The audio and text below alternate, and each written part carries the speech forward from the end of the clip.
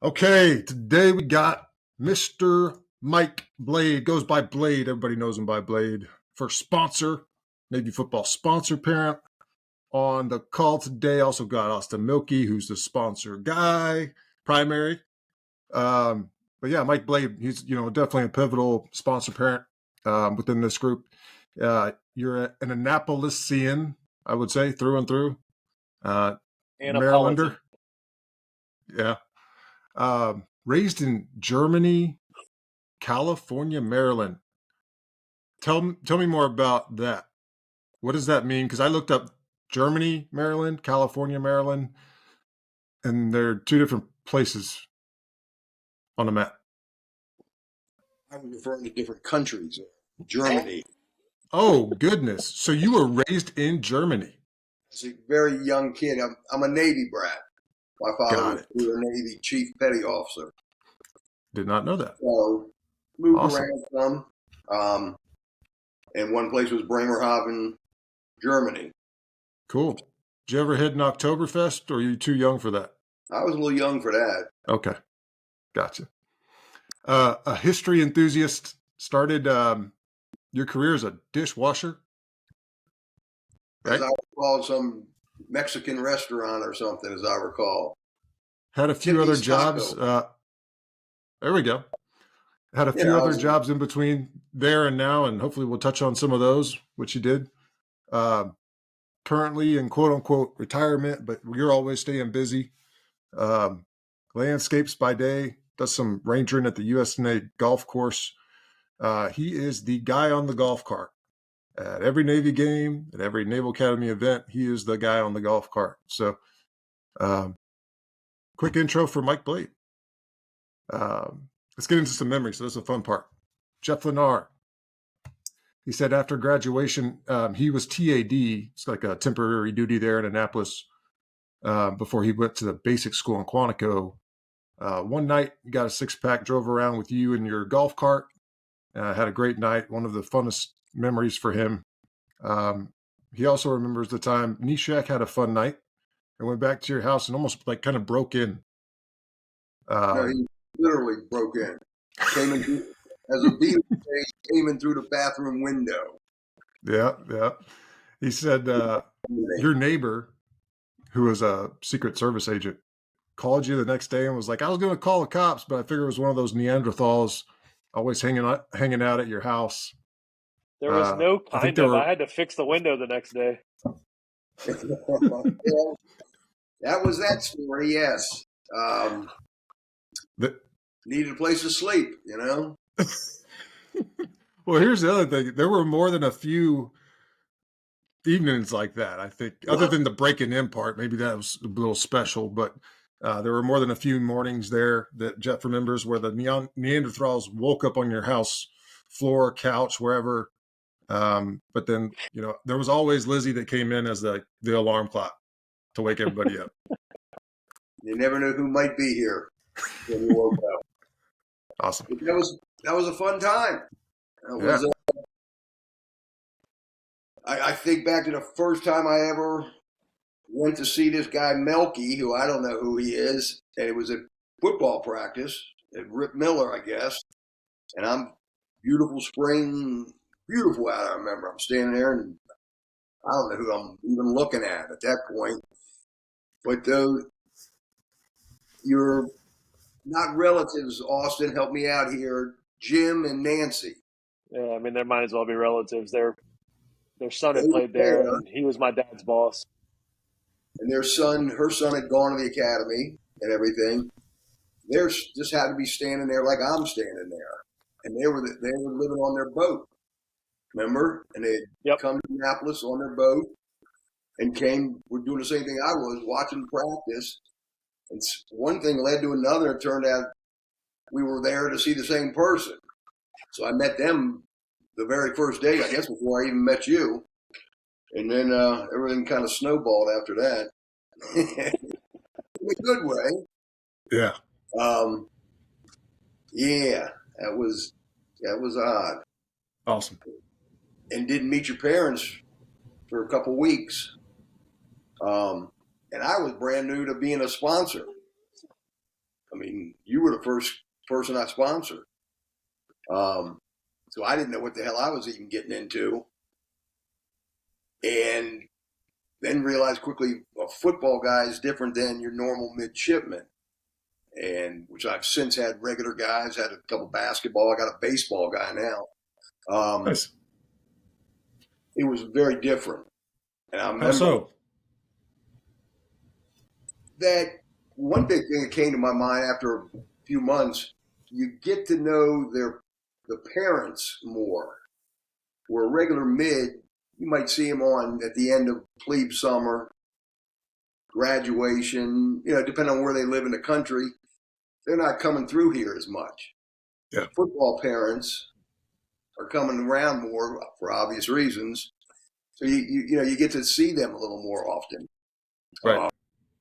I kind of thought that was the norm maybe because the first one I had was a football guy, and then quickly meeting you, Campbell, Schaefer, their parents lived in Virginia pretty close. So I was seeing a lot of parents right off the bat and making friendships. Yeah. So I kind of thought, well, that's the norm. But yeah, in your house, that's something I wanted to bring up. The location of that thing is like super close walking distance to the stadium on game day. So talk about like, before a game, after game, it's like, hey, we're going to the Blades house. It's right down the road, And a couple of times it was raining crazy. So, it's a small house, but we had 30, 40 people in here, it seemed like. Yeah. So the convenience, kind of odd. I'm a block from the stadium, and now I'm in this football world. But it was interesting. This one story, I've told this. Austin, after hanging out here for a couple weekends, said, hey, do you mind if I bring a couple buddies by Sunday to watch NFL? I said, sure, I don't care. And one or two guys showed up. Next weekend, 3 or 4, 5 or 6. Started growing. Steady growing. And one evening, now I got all daughters and they were young at the time. I don't eat a lot. This house just doesn't consume a lot of food. One Sunday I walked in the kitchen, and I want to say it was Nishak, but there's this guy's in the refrigerator leaning down and he's looking inside. And let me back up for a second. I told all these guys, when you come here, this house is your house. I'm not waiting on you. You want something, just go get it. That kind of. So I see this big butt staring at me in the face, and his head's in the refrigerator looking for something to eat. And it dawned on me, I said, that poor guy, all he's looking at is like celery sticks and a little bit of salad. I said, man, we got to start hitting this Sam's Club or something. Because there ain't no food here. So I had to it was funny. I think you referred to it as y'all were a bunch of birds. Yeah. So I said I think it was Nishak, I said, you guys want some like Chinese food or something? And I said, yeah, that'd be great. And I said, okay, call it in, whatever it is, and I'll go get it. So I just left. They called it in. And everybody's got their local Chinese restaurant, right? And I go to mine, know the people there. I normally get two dinners and a side of rice, and it feeds my whole damn family. Well, I got there that night. The first thing, I didn't have my wallet, so I only had some money in my pocket. I had no money to pay for it. The lady said, you ordered a lot of food tonight. I said, I don't know, because I didn't place the order. I'm just picking it up. She comes out with 2 grocery bags full of stuff and going home like this. I had to go get my card and go back to pay the woman. I didn't have money. So that was kind of a funny thing of. Nice. Who made that order? Was it Austin? It was you guys. Okay. That night. I didn't know who was responsible for that one. But I always remember that because the lady said, Mr. Mike, you placed big order tonight. So that's when I learned I'm not feeding 3 little girls anymore. Yeah. Kind of fun. Gotcha.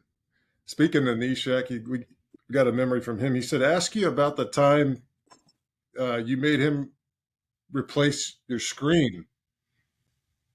I don't know what screen that is. Oh, yeah.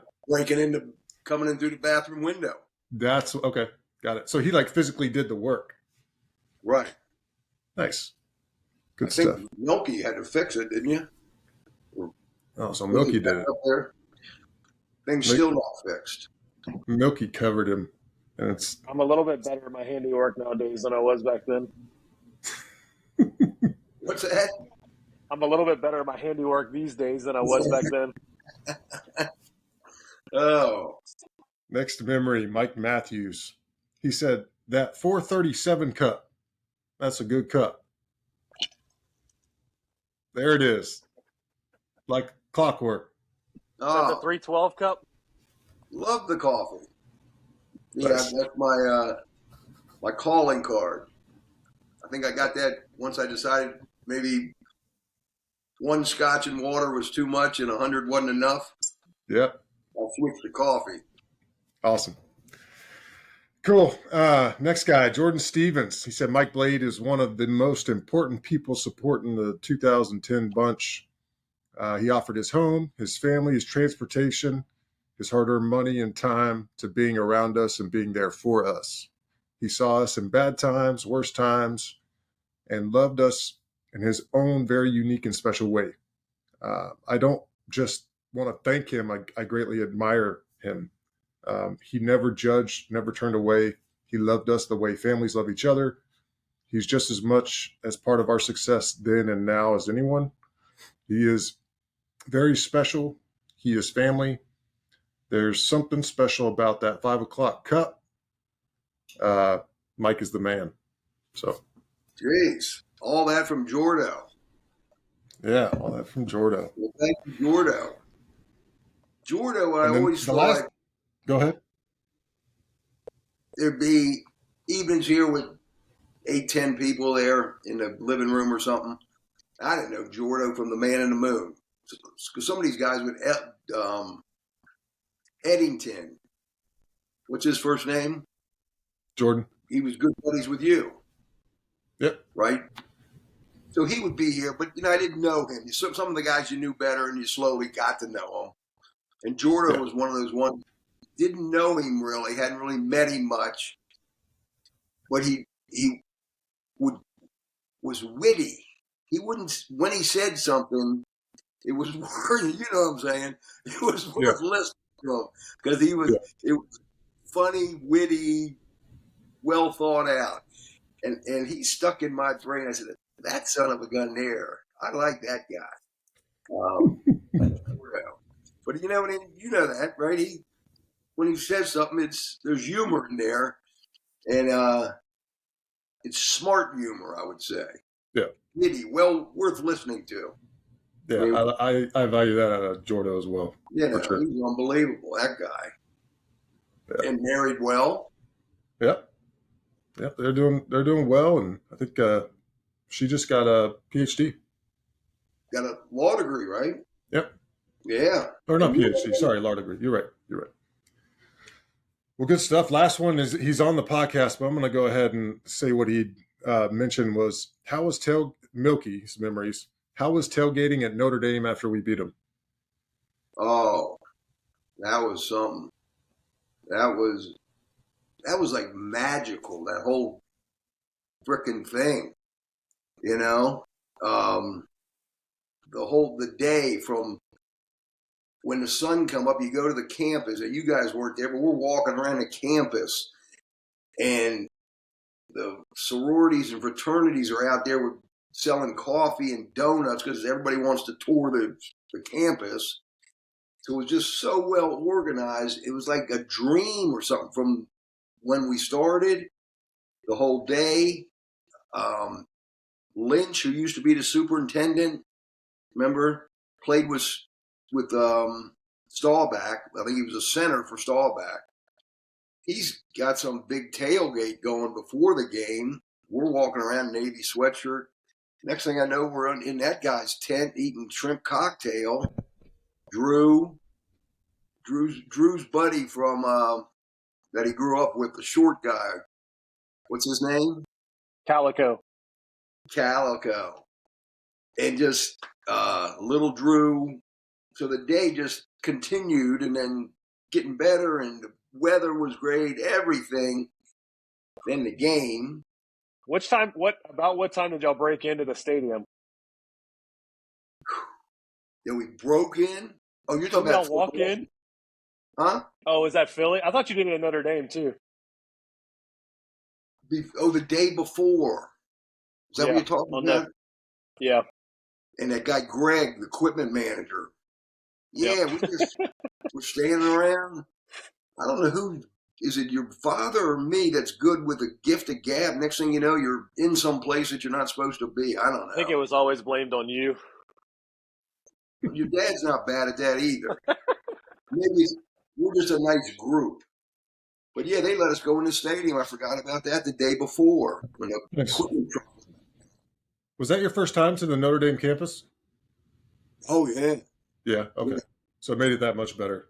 and that's a bucket list kind of trip, place to go. Yeah.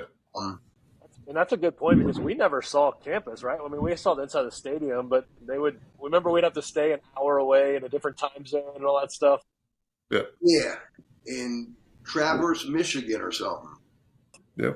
Something I like remember that time zone change because of the itinerary and how that all lined up. But And I cool. think the second time, or maybe it was the first, Kevin Campbell's father, Chris, has a buddy who's a professor at Notre Dame and lives like right off the campus, like it's closer than I do to the stadium.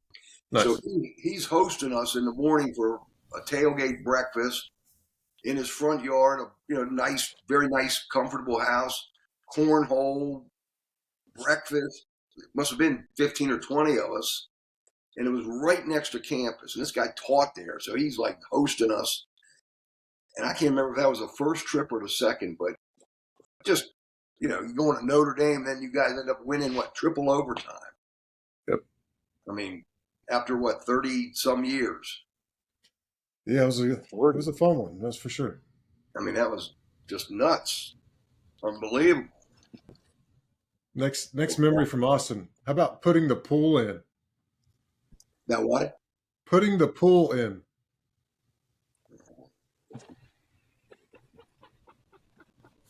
Well, I take that out of my brain. So what does that mean? I don't know. So you got to tell me. Come home from work one day and one of those above ground round pools is being installed in my backyard, unbeknownst to me. My wife took that project on.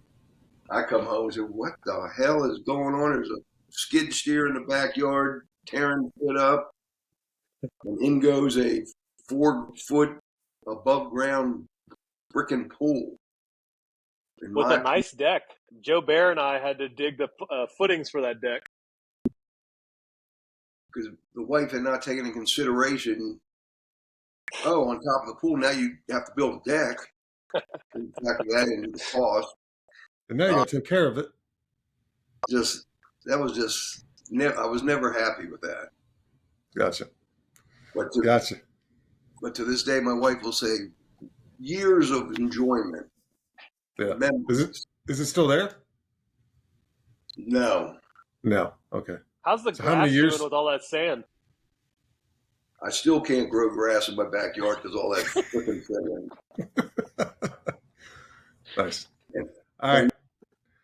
How many weddings of sponsors have you attended? That's a good question. Austin, Louisiana, Marshall in North Carolina, New Bern, North Carolina for Jordo. Am I missing one? Didn't you go to Sarah's? To who? Didn't you go to Sarah's? Wasn't that her name, the other sponsor sister? Sarah Gawk, Marine pilot. Didn't you go to hers? Did not do that. I think she might have got married back in Colorado. We went to John Dowd's, which was just like a year and a half ago, maybe. You went to Kevin Campbell's. Kevin Campbell's in Virginia. Yeah, that's right. Nice. Schaefer's was down in Destin. We didn't go there. I don't know. That might be it, but that's what It's quite a 4. few, though. I mean, think Yeah, about it. that was always It's not fun. just one. You get you guys, and you're kind of like, for lack of a better term, a puppy, and you just watch that maturation process go, and then you're in the fleet, and everybody's gone. Then the next thing you hear is this guy's getting married, and then right after that, what? The kids start going. So it's interesting. I can't hundreds of people when they ask me questions about being a sponsor here in Annapolis and wherever I go. And you say, you end up making these lifelong friendships. You get them when they're more or less 18-year-old young kid. And they say, what is a sponsor? Say, you're just opening your house up to these kids who don't, because the school's so different than a public university or something. You're opening your house, and on weekends, about the only time they have any time, they can come over and just be a college kid. They go, oh, wow, that's neat. And a lot of them have since jumped in to be a sponsor parent. It's a big thing in Annapolis. There'll be some years where there's too many sponsors, not enough mids, and then it'll shift back. But it's very popular here, that whole program.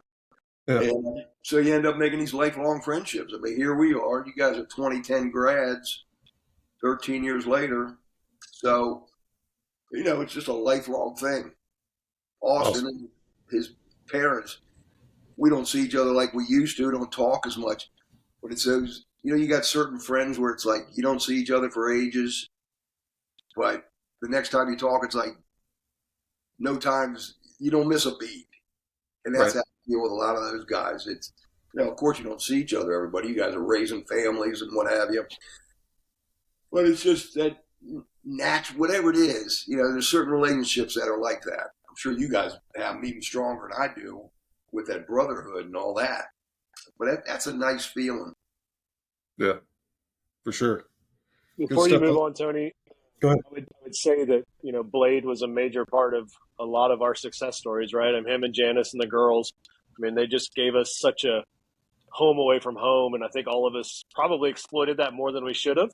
But, it was a tough time in our lives. And I think a lot of us would admit that. But having the Blades to lean on and, spend summers at their house and stuff like that, those are some memories that we never get. And then, Amy and I went back to Annapolis for my shore tour, and for 2.5, 3 years, Amy and I would go to mass with them on Sunday morning, and then go over and have coffee Sunday midday. They've always been a part of the life, and it's just been fun. Awesome. No pressures, just kind of flows, Yeah. Now, the one bad time when one of you knuckleheads thought it'd be a good idea to have a tailgate kegger in my front yard before the lacrosse game. Someone said to bring that up. I forgot to write that one down. See, I remember that being started by somebody else. What's that? I remember that being started by somebody that had an alter ego, maybe married to you. Her name might be Trixie.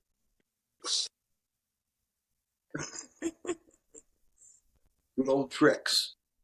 I remember a couple of my neighbors, because I got that bike path in front of my house, which gets a lot of activity, women in strollers, walkers, bikers.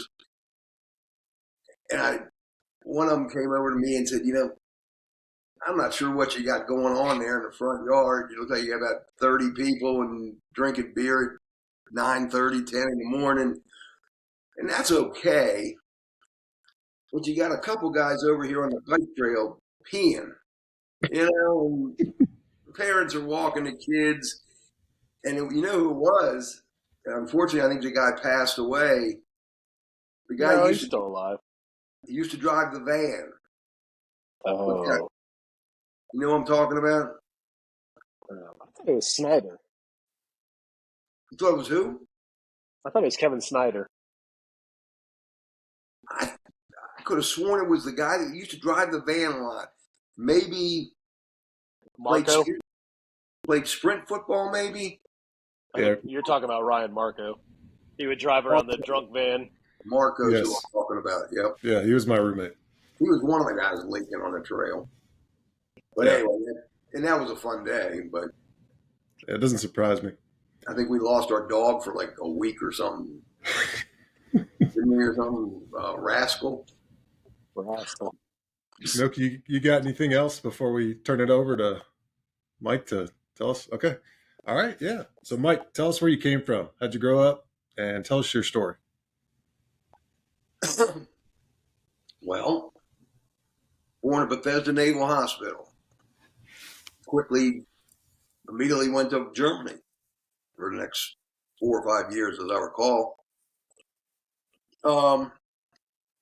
Then came back.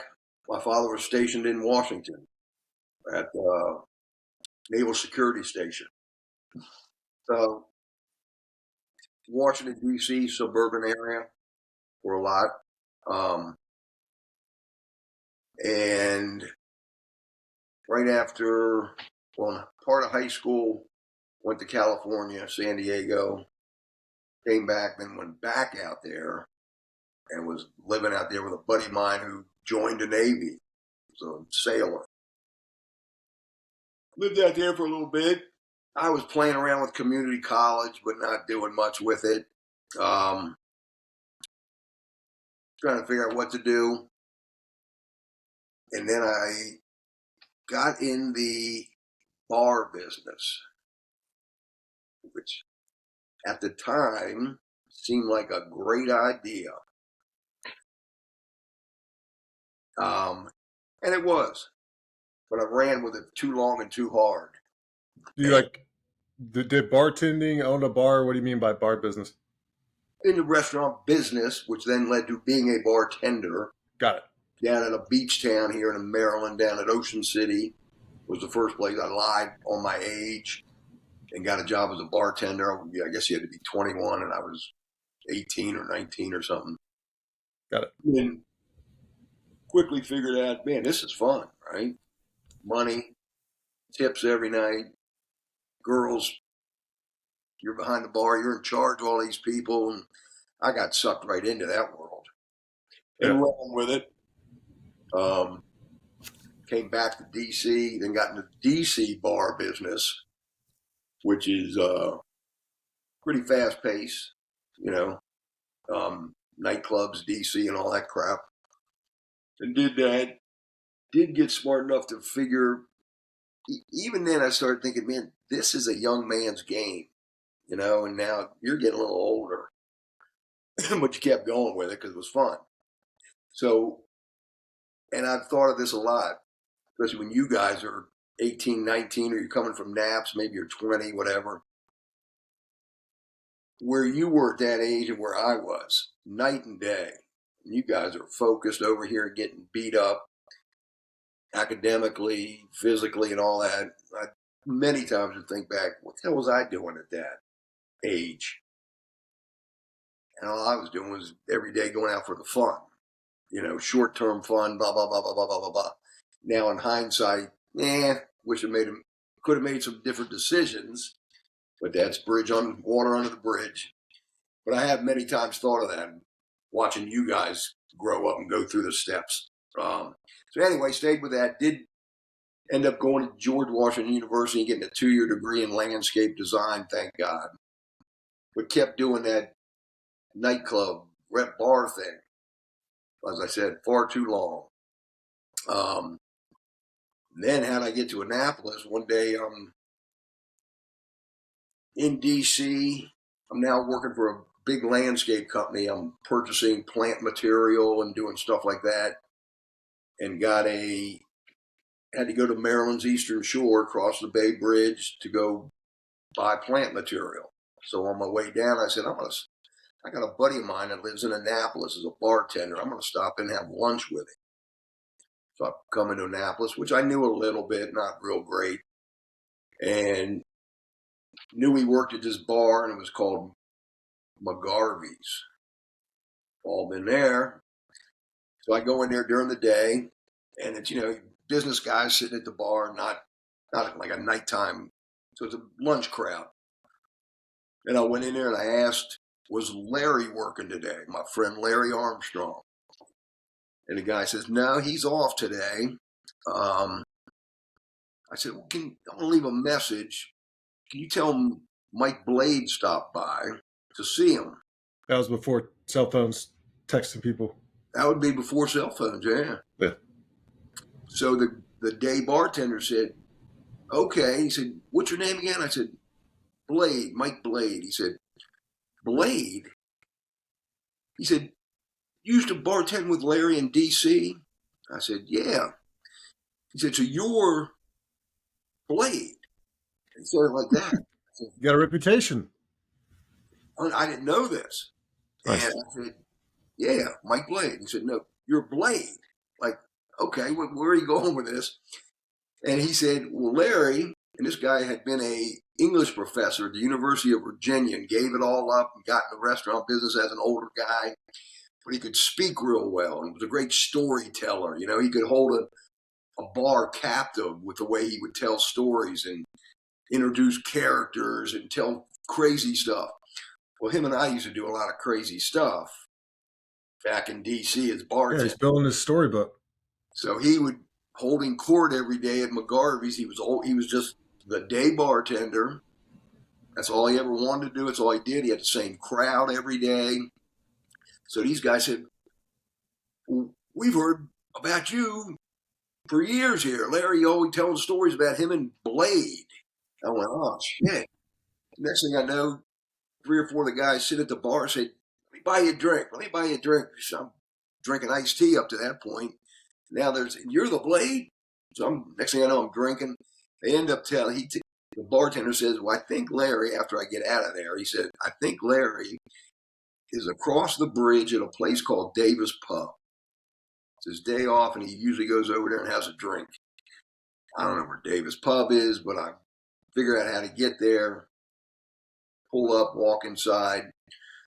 There's this cute little blonde working in there. Her name's Janice. I sit down. The people at Davis Pub know about Blade. And they said, you're Blade? I went, oh, my God. Next thing I know, Larry's not there, but they're all saying, you're Blade, huh? That led to another couple more drinks. I never bought those trees and plants that day because I ended up sitting in Annapolis getting drunk. But I said, it's a kind of a fun town. You know, you blow in, you don't know anybody. The next thing you know, you're getting treated pretty good here. Kind of a tourist town, a lot of boat. I mean, just, you know, a nice vibe to it. Well, that girl, we kind of hit it off that day. Turned out to be my wife. And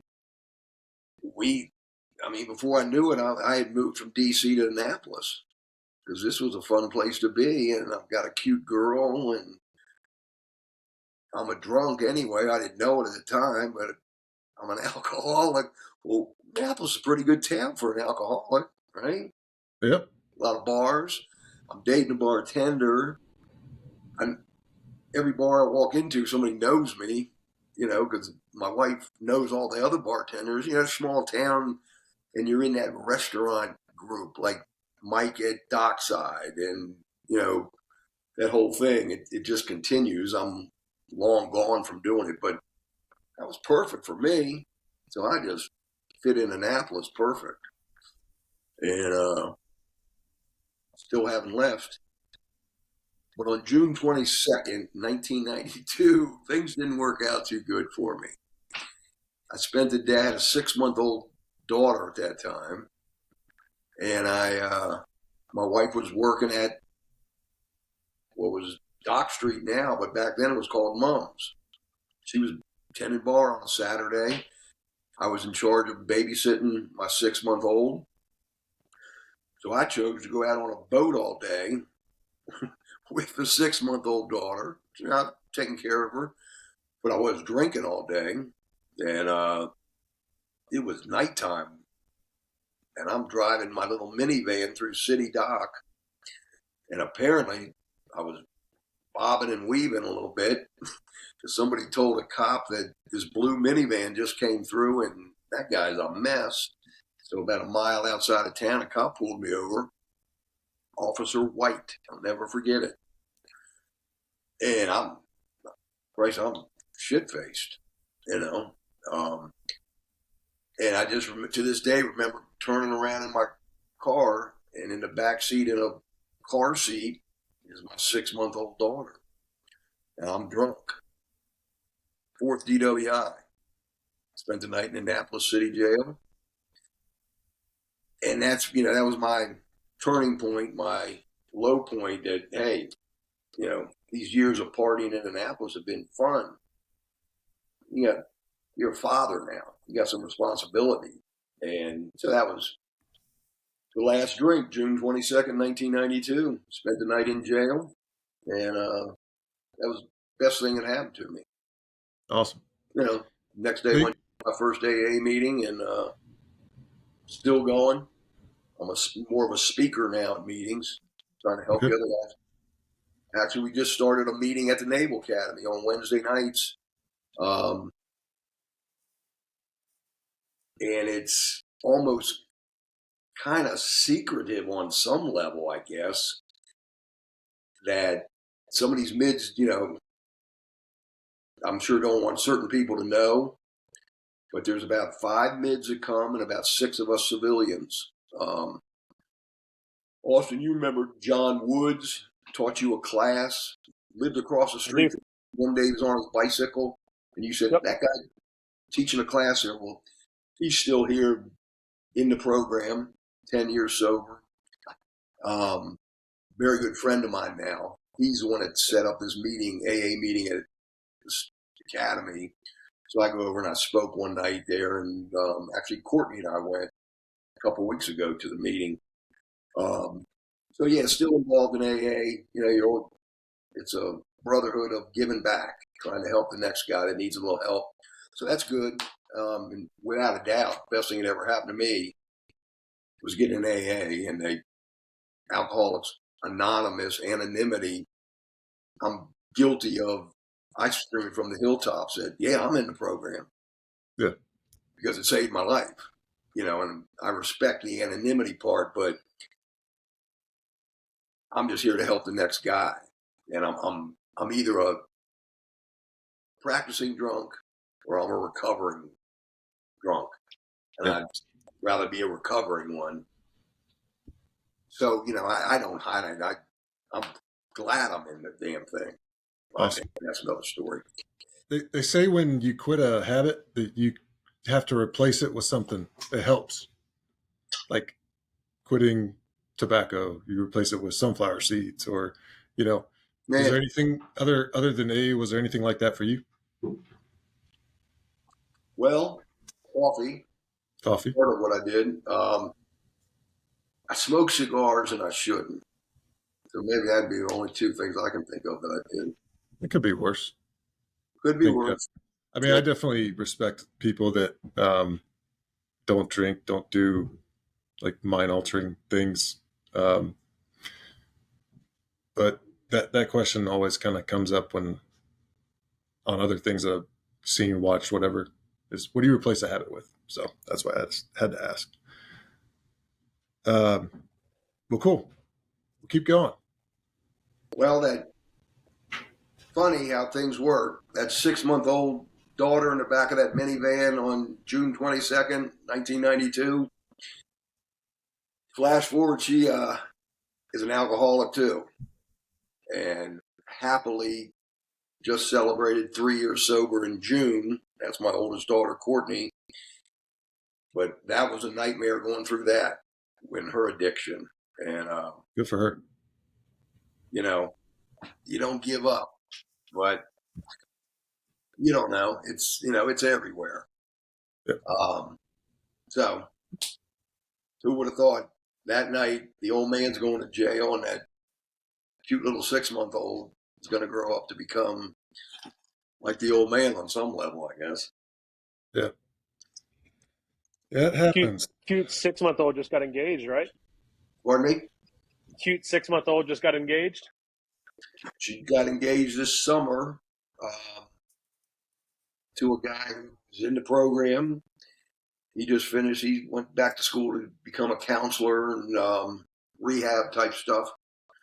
So yeah, no dates or anything set, but they are engaged, and she lost her nursing license through that whole disaster.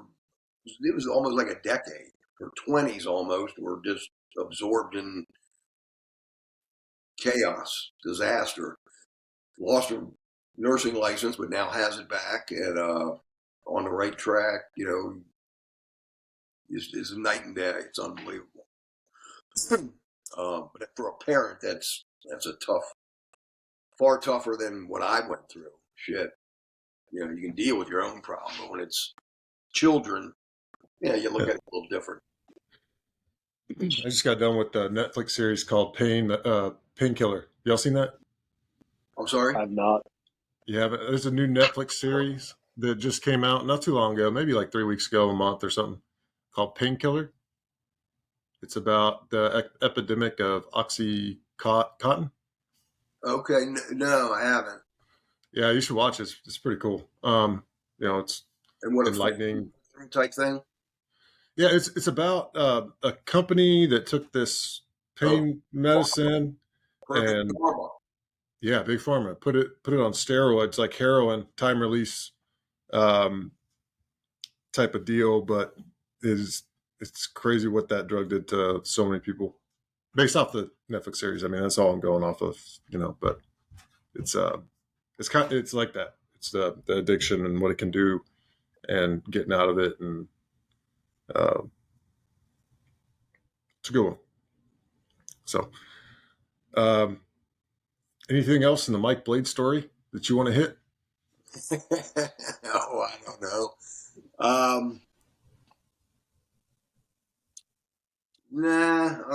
Not much. I think off track on this one. What are you doing now, Tony? Nothing. Nothing. I'm currently unemployed. You were in the oil industry, sort of in Texas. I did some oil field time in Oklahoma. I did that for about a year and a half, and then got into manufacturing. And I've been in manufacturing for about 8 years. I was managed some lines down in around the Dallas, Fort Worth, Texas area, and then came up to Louisville, Kentucky, and I was a plant manager for 4 years. So Okay. I'm getting close to my next thing, but time will tell. Okay. I'm just curious because Austin, I kept up sort of with what you were doing through Austin, I guess. Yeah. No, I'm excited for the next chapter for sure. Good.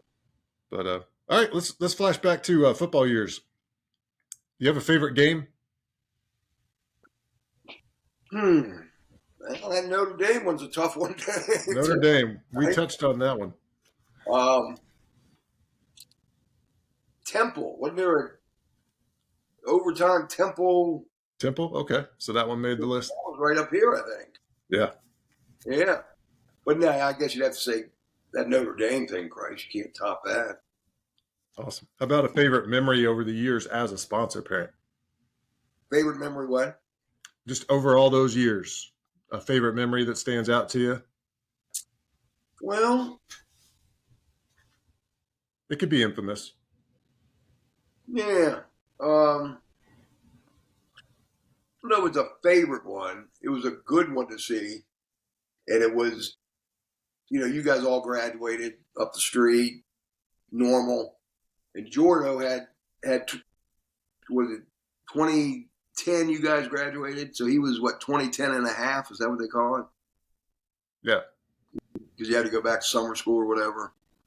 And he had to do that. And you, Tony, went to his graduation. Remember, you were here. I was a TAD, so I was there for an extra 6 months coaching sprint football. It was just a midsummer afternoon in Mahan Hall or something. Is that right? Yep, I think so. Because you were there. I got pictures of you with my daughters and that day. That was kind of cool because all you guys had, you know, come through on time, everything. Poor old Jordo. That was just a good field day that my man, he's gotten through a little late, but he got through here. So, you know, that comes to mind. And I'm thinking, I guess, because I remember you were there, Lenore. Yeah, Blake graduated the same day, right? Because all you guys were here for some reason. Yep. Waiting to go to Quantico, maybe. Exactly. Well, good stuff. How about your most frustrating moment as a sponsor parent? Frustrating. Yeah, Christ, I don't That's know. Help that me was a out. wicked laugh. I don't know. Frustrating. How about frustrating? Nice, Blade. Well, I don't know if Tony, you probably don't know me as well as Austin, but sort of easygoing. I knew that. I am. And maybe that's why I'm where I am today. I don't know. Maybe I should have been more gung ho, forceful, blah, blah, blah. But anyway, so through that era, it was new to me, new to you guys.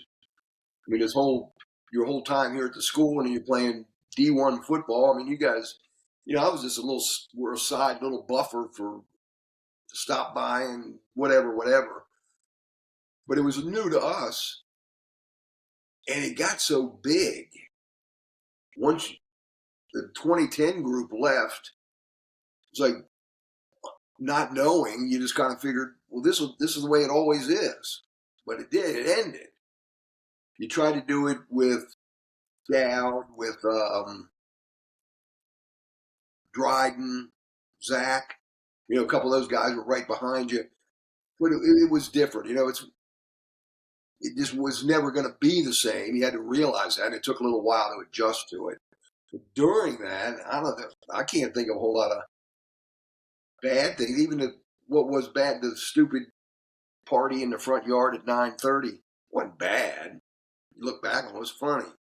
The trash cans on the side of the house on fire while everybody's inside the house, and Osei sees them on fire, casually walks in. He doesn't come in with a whole lot of concern or anything. He says, your trash cans are on fire outside. Oh, maybe we ought to react to that, Osei. Well, you're getting ready to sit back down and eat some more pretzels. So the house didn't burn down. I look at it that way. Gotcha. But I can't really think of any negatives. I mean, other Joe Bear had to leave us. Yep. That was because we'd gotten close with him through Austin. Yeah. So Joe Bear was Austin's roommate, right? Yeah. I'm sorry. He was actually my roommate at Naps too. So you're okay. So you know him pretty well, and then that was a bonehead, whatever that thing. The other thing that was kind of screwballing. Remember the guy that was stealing stuff and pawning it because he was like a Philadelphia kid, and he was kind of getting pressure from his mother to support him. You know what I'm talking about, Austin? Remember that kid? I do, but I couldn't recall his name. And I think that's the guy that said like. The what? gotcha. I didn't hear you. I think that's the guy that Curtis was getting cross with. Who was getting? Yeah, I'm not sure Curtis the name Fox. either. But gotcha. Well, cool. Let's keep moving. Annapolis flood. It was 2003. 2000. That was before we'd even gotten there, and I saw pictures of that. What do you remember of that Annapolis flood? It was Hurricane Isabel. I remember vividly because the Annapolis Summer Garden Theater, which is right there at sea level at City Dock, I was on the board of directors there and like a volunteer, and the kids would work there. It was a summer garden theater, only open during the summer. Theater under the stars. It was a very neighborhood type thing, volunteers. So we were active in that. My daughters we'd be ushers, and she was a lighting director. Now she's working on Broadway, so I proudly say that's where she got her little start at the Annapolis Summer Garden Theater. Now she's working on Broadway, but that place was ground zero. So it got huge flooding, and we were immediately right down in the middle of it. And it was funny at first because, you had never seen this. But pretty quickly, that water got filthy. Right? You got all that sewage that's now getting in it. So initially, it was pretty cool. You get kayaks, and you could, where you'd normally be walking, you could kayak, and it went up Main Street about a third of the way. Yeah. Wow. So it was, like Dock Street, where you would know that had to have 3.5 feet of water in it. Mm. We're getting hit today with this thing coming up the coast. I just got back from the gym over at the Naval Academy about 2 hours ago. City Dock was getting hit. We're waiting for high tide to come in. It'll make it worse. Yeah. So, gotcha. How about a good mentor for you? About what? Did you have a good mentor at some point in your life? Did I ever have a mentor? Yeah. Most memorable? No. Probably could have used one. No, I never did. Wasn't Frankie a mentor for a while? Who? Frankie. Well, Frankie, he was a mentor. I guess you're right. I can't remember what the hell he mentored me in other than drinking. But yeah, Frankie. See, Tony doesn't know about Frankie. Who's Frankie?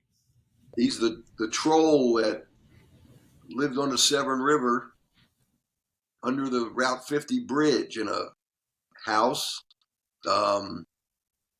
He went to the Naval Academy for like a year, and then they decided he wasn't really cut out for it.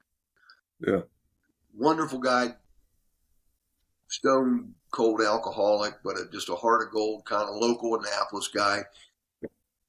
And Austin got a taste of him at his house. He lived right on the river.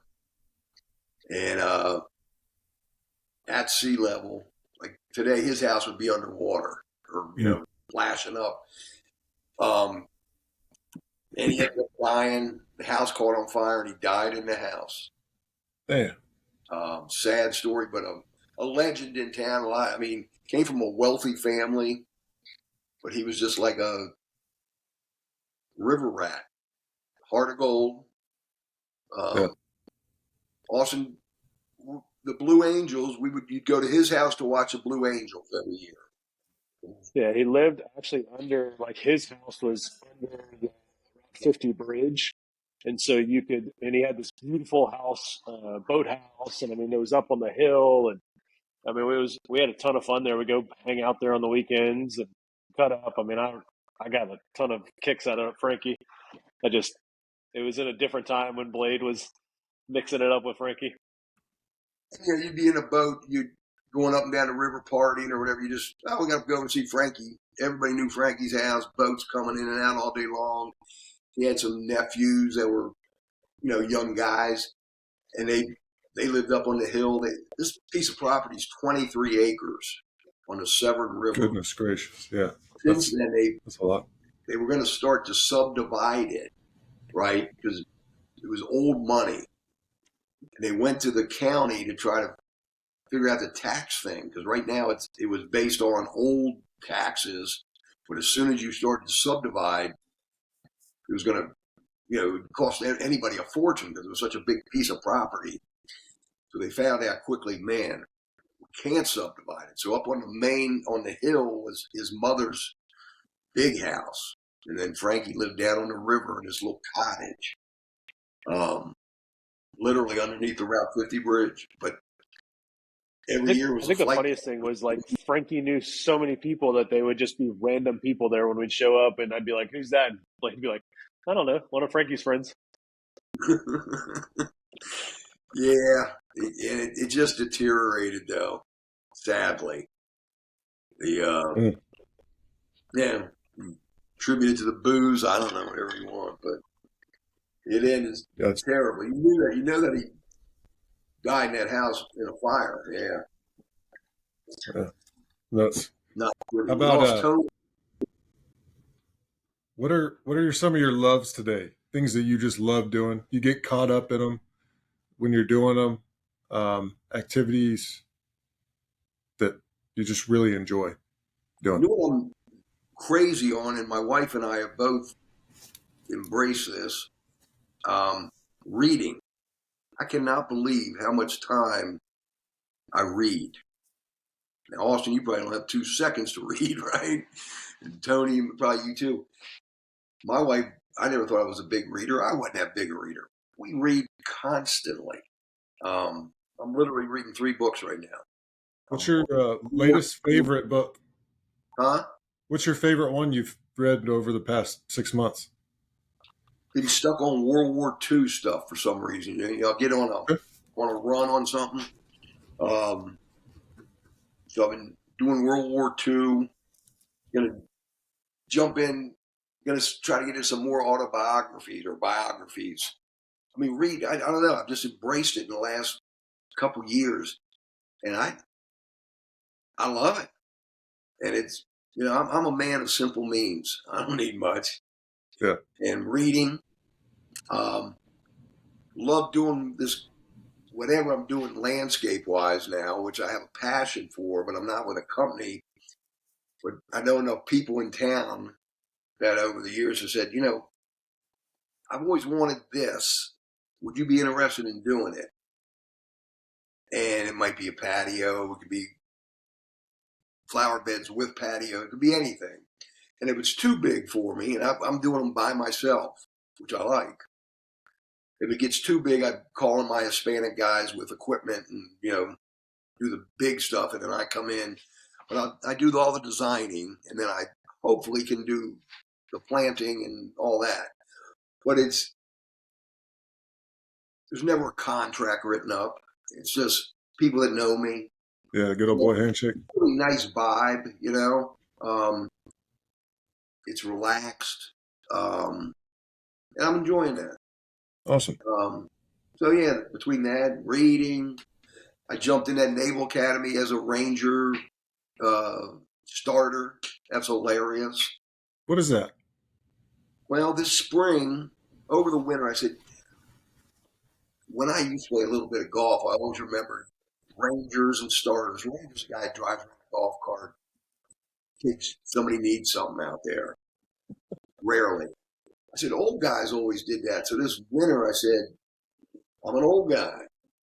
So I got in touch with the Naval Academy golf course. Turns out I know the pro there. Since then, it's amazing how many people I know there. A lot of civilians are members. So I started that in end of March, April. They hired 4 other older guys. And it's about the most laid back freaking job. It doesn't pay much, but you're out and you're around, it's fun. But the amount of people I know there is crazy. So that's fun. Good networking spot. And I keep looking for. One day I played golf with Austin Milke, myself, a guy named Tony Haber, and I forget who our 4th was. I don't know if Tony. It was Baird Roberts. Yeah, he was a golfer. Okay. And all I remember with Tony, number one, he couldn't golf worth a shit. It's true. And he was drinking Jack Daniels. Had like a bottle of Jack Daniels. Do you remember this? Yeah, I'm sure. It was on that goat ranch. What was that golf course? What's that? What was that golf course we played on? It was that goat ranch, wasn't it? The day with him was Naval Academy golf. Oh, was it? Oh, I remember. And I kept thinking, he's just drinking that shit out of the bottle. It was a 5th of bourbon. I'm saying Jack Daniels.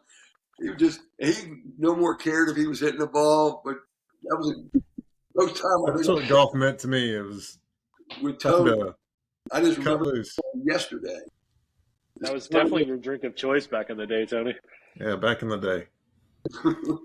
Back in the day. That's a fun little job I got. It's chase every now and then. You get mids trying to sneak on. You run them off. They're all polite anyway. So it's work. Yeah, it's a fun little side thing. You bump into people you know, and awesome. Build your week up. Blade, what's the inside scoop on the golf course that got nixed? The golf course at what? that Chet was part of that somehow was supposed to have, they're supposed to build a second golf course or something, right? What is this now? Who? I'm not hearing you. Chet Gladchuk. Oh, I can fill you in on that. I don't like that guy. Now, he may be doing his job. Maybe that's what you need in an athletic director. I don't know. I don't claim to know. And I love to observe that guy. And I get an opportunity to now and then. Our neighborhood, because we're part of the stadium as far as trails. And so once a year he invites us and he pays us lip service. But I love watching that guy. So anyway, he's made $7 million quietly as the president of the United States Naval Academy Golf Club, which apparently is a separate entity from the Naval Academy. And it gets real gray, apparently. Interesting. And he would like to take Greenberry Point, which is right behind the golf course, all those nice trails. I like to walk my dog there, and so on and so forth. And so I'm told that would be his legacy before he leaves here, to put another 18-hole course there. Well, the locals ain't buying into that. I guess the Department of Defense technically owns it. And what got me was that he's made $7 million.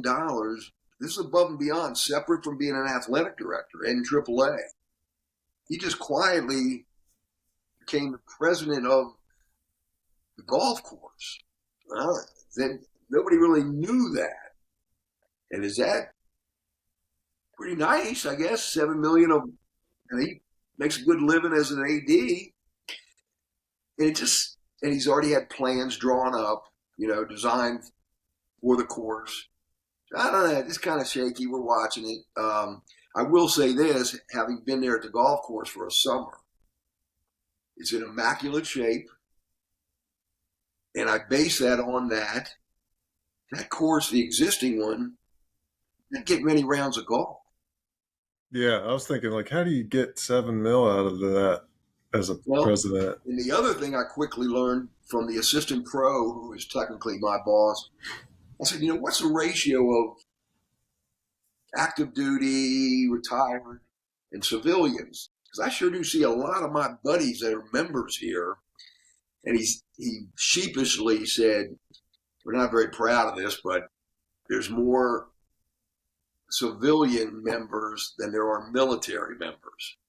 And the reason that was, civilian to join is 20 grand. And then your dues each month are like $800, I believe. Goodness gracious. And there's about 400 to 500 members there. Yeah. So a lot of these civilians, guys I know in town that have done well, they're business guys, they just grab that because it's a nice course, local, quickly you can get there. But then they also can do this for the entertaining, hey, from a couple clients for the Naval Academy golf course. It has some cachet associated with it. But it doesn't get, the rounds of golf are not, it's never busy. Yeah. Out there 2 or 3 days a week. It's all about the dues and the subscription. What I would say is, what the hell do you need another golf course? Would be my point. This one doesn't get many rounds of golf, Chet. You want to build another one. Now, the next one, if he could do it, that would all be right on the Chesapeake Bay. The one that's there now is inland, beautiful, but the land he wants to use would be panoramic views of the Chesapeake. It'd be unbelievable. Yeah. Is that the best use of the land? I don't know. We about ready to wrap this up, Haber, or what? We are. Last question. Last question. What's your price of admission? I don't know how to answer that. Yeah, it's I don't know.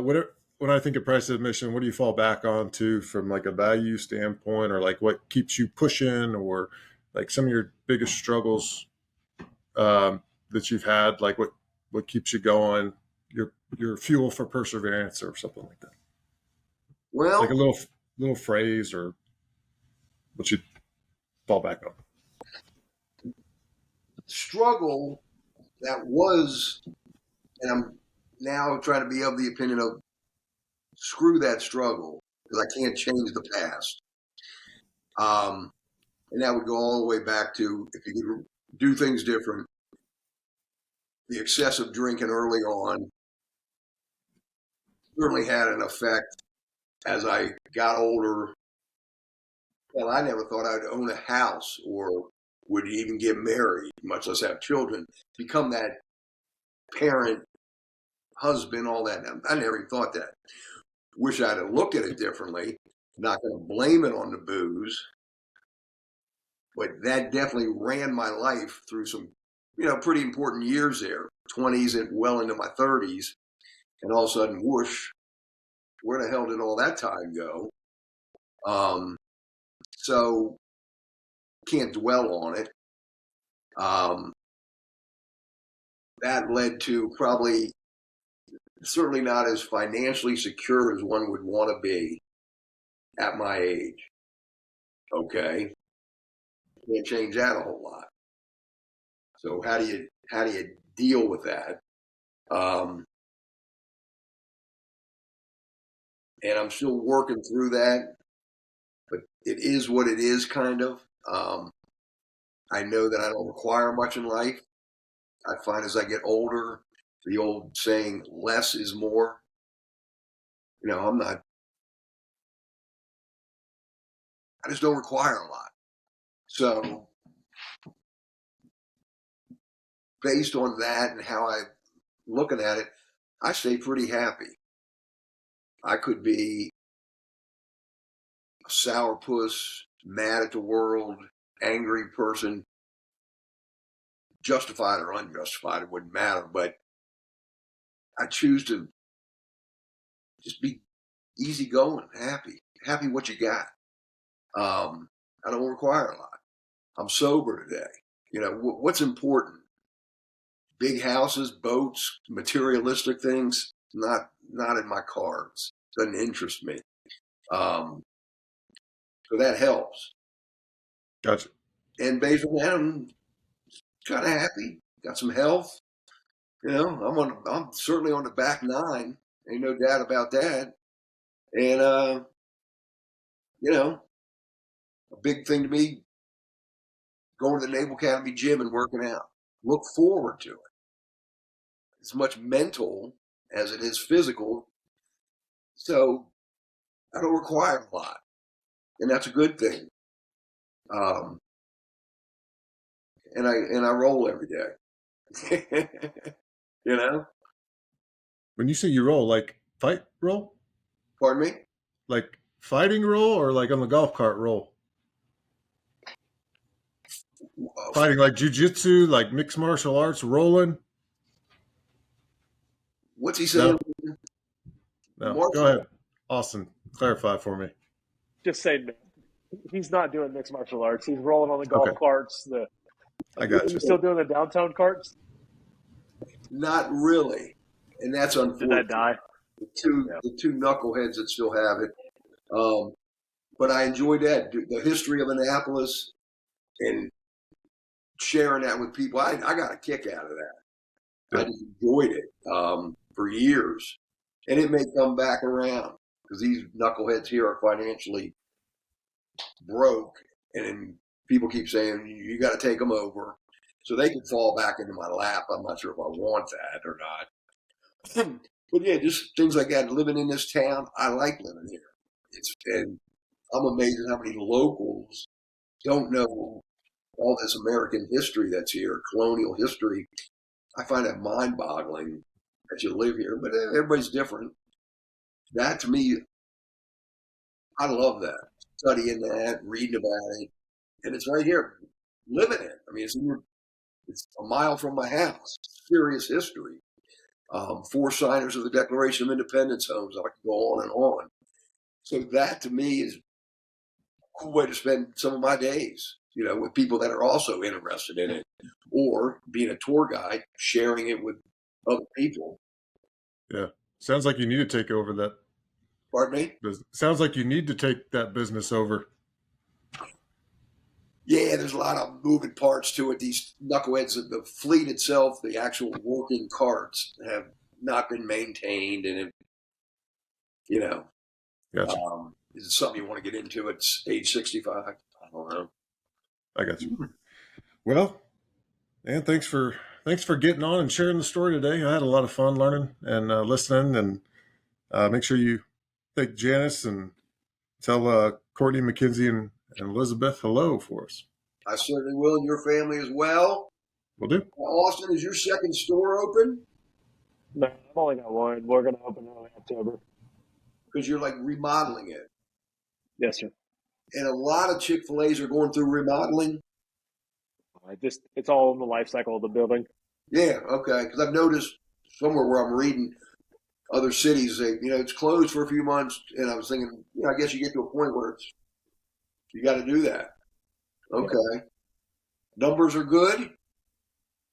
I mean, we're not selling any chicken yet, so hopefully they will be good. Elizabeth and I were talking about the one here, the guy you mentored under, that standalone, What's the deal with that? I don't care what time of day. There's cars everywhere. It's, I don't care if it's 2:30 in the afternoon on a rainy Wednesday. You drive by there. The numbers that guy must be doing are crazy. He's a very good operator. Well, the product must say something about the product too, right?